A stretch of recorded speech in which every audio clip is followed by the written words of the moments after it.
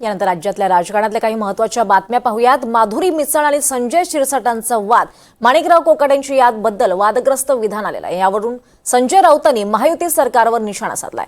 महायुती सरकारमध्ये युजलेस आणि दरोडेखोर मंत्री असल्याचा टोला राऊतांनी लगावलाय। त्यावर उपमुख्यमंत्री अजित पवारांनी देखील पलटवार केलाय।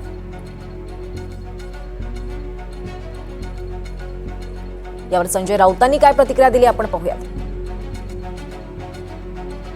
त्यांच्या मंत्रिमंडळातले 75% मंत्री युजलेस आहेत।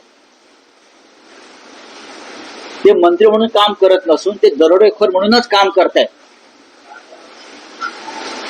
75% मंत्री हे युजलेस आहेत त्यांच्या मंत्रिमंडळातले। त्यांना मंत्रिपदाचं आणि आपल्या कामाचं भान नाहीये। लुटमार करण्यासाठीच त्यांना शपथ दिलेली आहे। अशा वेळेला गृहमंत्री म्हणून फडणवीस यांच्याकडे या मंत्र्यांचा काय रिपोर्ट आहे? विरोधी पक्ष जेव्हा सांगतोय तेव्हा ते दुर्लक्ष करतात, कारण त्यांची मजबुरी आहे।